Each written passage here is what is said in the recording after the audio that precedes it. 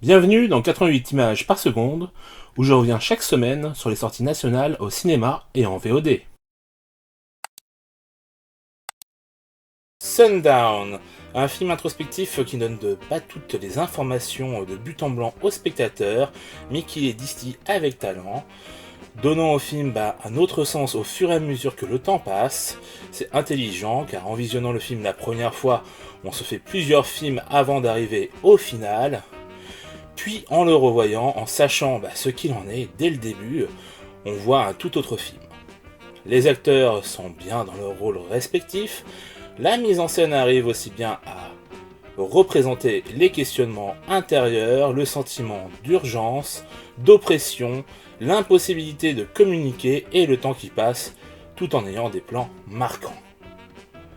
Ce n'est pas un grand film, mais même si elle peut être quelque peu déroutante, c'est bien sa forme qui lui donne ce quelque chose qui le rend intéressant. 6 sur 10. Le rapport Auschwitz. Énième film sur les camps, et si le sujet pouvait être intéressant, racontant une histoire vraie, la forme est terrible pour le spectateur. Avec près d'une heure pour nous montrer comment ils vont réussir à sortir du camp, un quart d'heure où on les voit galérer dans la forêt pour traverser la frontière, puis un dernier quart d'heure pour raconter leur histoire et convaincre leurs interlocuteurs. Cela devient rapidement inintéressant, tant la bande-annonce a tout montré et que le film n'a pas de surprise ou d'effet qui narrativement ou visuellement intéressera le spectateur. Un film intéressant sur le papier, toutefois, pour ce qu'il raconte, mais qui peut être résumé en 2 lignes et qui ne méritait peut-être pas un film de 1h34, du moins pas comme il le fait là. 3 sur 10. Mi Yurbita, mon amour. Pour son premier long métrage, Noémie Merlan, en tant que réalisatrice, signe un road trip entre filles en Roumanie pour un enterrement de vie de jeune fille.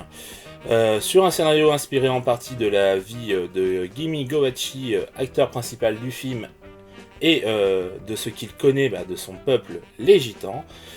On essaie de donner une autre image que celle de voleur au peuple gitan, de montrer l'humanité et les combats qu'ils doivent mener au quotidien.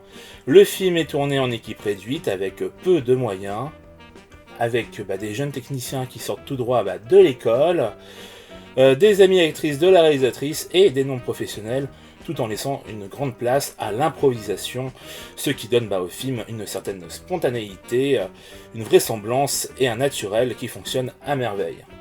Un bon film qui bénéficie d'une bonne BO, au scénario un peu simple, mais qui dans l'ensemble fonctionne. 6 sur 10. Costa Brava, Lebanon. Film libanais sur la crise des déchets de 2015, à travers une famille atypique qui vit en autarcie dans les montagnes pour échapper au mode de vie rural de Beyrouth qui ne leur va plus.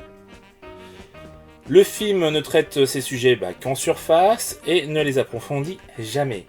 C'est décevant, car les comédiens et la réalisation sont plutôt de qualité, que les sujets sont en soi intéressants. Une occasion manquée qui laisse le spectateur sur sa faim, 4 sur 10. Un été comme ça. Denis Côté revient avec un film parlant de la nymphomanie à travers une pseudo-thérapie qui n'en est pas vraiment une. De toute façon, il a décidé de dire fuck à la vraisemblance et de raconter l'histoire dont il avait envie. Si encore cette dernière était intéressante, je ne dis pas, mais c'est loin d'être le cas à mes yeux. Les acteurs-actrices sont bien, là n'est pas la question, tout comme la mise en scène qui privilégie de longs plans auprès des personnages.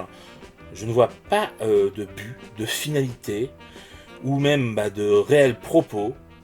Le film a très vite provoqué de l'ennui chez moi, probablement car le sujet ne me parle pas. Donc bon, à vous de voir, mais pour ma part, c'est mauvais. 3 sur 10. Destruction Babies.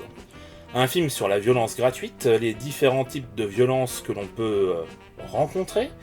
Personnellement, ça ne me parle pas du tout et je n'ai pas apprécié ce parti pris, mais j'imagine que cela peut en intéresser certains. La mise en scène est plutôt bonne, les comédiens aussi d'ailleurs. Pour moi, c'est vraiment le scénario qui pêche, avec cette idée de vouloir provoquer des sensations aux spectateurs à travers la violence, surtout que celle-ci paraît plus glorifiée que jugée. Je ne vous le recommande pas, 2 sur 10. Becoming Father, adaptation du manga Miyamoto Karakimi Hei de Hideki Arai. Tetsuya Mariko arrive très bien à retranscrire l'esprit manga dans son long métrage, avec des situations et personnages exacerbés dans un monde réaliste.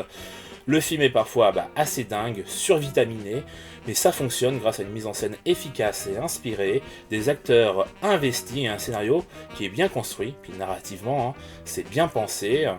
Les événements ne se déroulant pas de manière chronologique ont pour autant du sens les uns par rapport aux autres. Un film qui donne envie de découvrir le manga, dont le film n'adapte qu'une partie.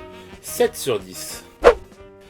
Voilà, c'est tout pour les films de cette semaine, car pas vraiment de films à mettre en avant.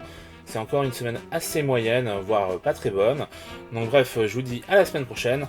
Ciao!